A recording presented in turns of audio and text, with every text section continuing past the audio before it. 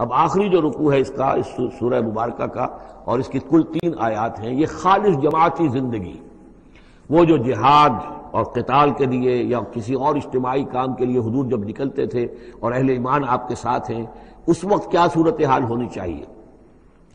انما المؤمنون الذین آمنوا باللہ ورسولہ، مومن تو صرف وہی ہیں جو ایمان لائے اللہ پر، اس کے رسول پر، وَإِذَا كَانَ مَعَهُ عَلَىٰ أَمْرٍ جَامِعٍ، اور جب وہ ہوتے ہیں ان کے ساتھ یعنی رسول کے ساتھ کسی اجتماعی کام کے ضمن میں، لم يذهبوا حتى يستأذنوه، تو وہاں سے جاتے نہیں ہیں جب تک کہ اجازت نہ لے لیں۔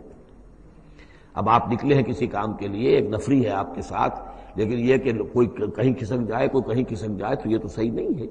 وہ تو یہ ہے کہ اب اس اجتماعی نظم کا تقاضا یہ ہے کہ اب جہاں بھی وہاں سے کوئی عذر پیش آ گیا ہے، کوئی ایسی مجبوری ہے، کوئی جانا ہے، تو اجازت لے کر جائیں۔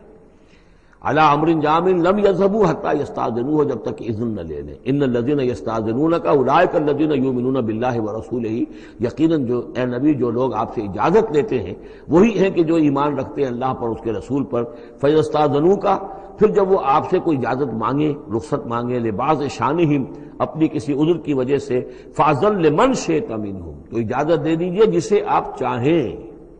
مطلب یہ ہے کہ جو لیڈر ہے، جو اس وقت سپہ سالار ہے، اسے معلوم ہے سچویشن کیسی ہے، میرے پاس پہلے ہی نفری، میرے پاس کوئی اضافی نفری ہے جس میں سے میں کسی کو ریلیو کر سکتا ہوں، یا پہلے ہی میرے پاس کم نفری ہے، اس میں کسی اور کی کمی جو ہے وہ اور زیادہ خطرناک ہو جائے گی نتائج کے اعتبار سے۔ لہذا یہ نہیں ہے کہ صاحب میں نے اجازت طلب کی ہے تو مجھے اجازت ملنی چاہیے، یہ نہیں، اجازت کیا ہوئی پھر؟ یہ تو وہی ہے جو تھانے داروں کسی معافی مانگتی ہے، اچھا میں نے تو کچھ نہیں کیا لیکن اگر آپ سمجھتے ہیں کہ میں نے کچھ کیا تو میں معافی مانگتا ہوں۔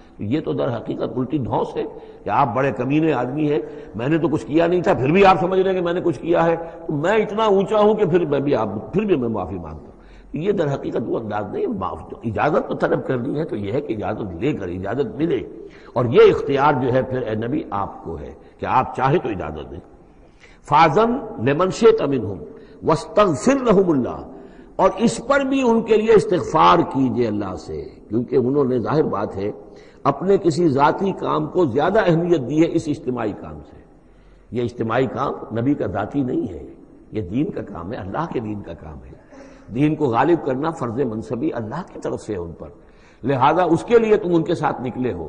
لہذا یہاں پر جو ہے اب اگر تم نے اپنے ذاتی کام کو اس دین کے کام سے اہم تر سمجھا ہے تبھی تو یہاں سے رخصت لے کر جا رہے ہو۔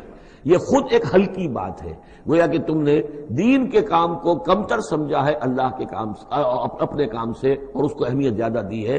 لہذا استغفار، اے نبی ان کے لیے استغفار کیجئے، واستغفر لهم اللہ، اور ان کے لیے استغفار کیجئے، ان اللہ غفور الرحیم، یقیناً اللہ تعالیٰ غفور الرحیم ہے۔ ایک بات البتہ نوٹ کر لیجئے کہ یہ مضمون جب سورہ توبہ میں آیا ہے تو اس سے اگلا قدم ہے، یہ چونکہ ہے سن 6، وہ ہے سن 9، 3 سال میں فرق کیا واقع ہوا۔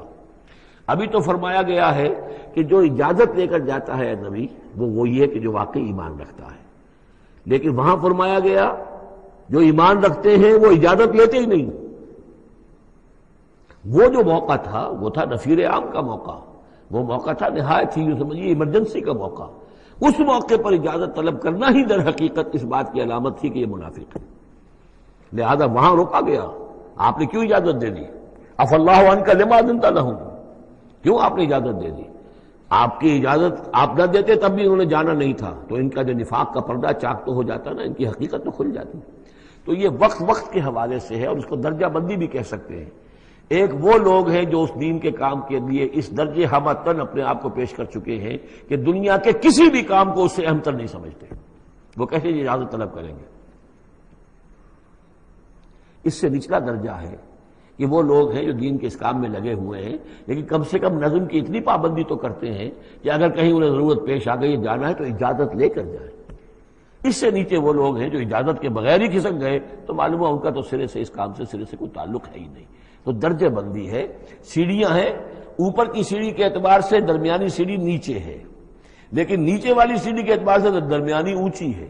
تو یہ ریلیٹیو معاملہ جو ہے رہے گا کہ ایک وہ لوگ ہیں جو سرے سے اس کا بھی خیال نہیں کرتے کہ اجازت لیں، اجتماع ہے، کوئی اس کی معذرت بھی نہیں کی ہے، نہ بعد میں کی ہے، نہ پہلے کہا ہے کہ میں نہیں آ سکتا، معلوم ہوا کہ انہیں کوئی سرے سے احساس ہی نہیں ہے کہ ہم کسی نظم کے پابند ہیں اور ہماری کوئی ذمہ داری ہے۔ اس سے بہتر کم سے کم وہ لوگ ہیں کہ جو اپنا عذر پیش کر دیتے ہیں، اجازت لے لیتے ہیں.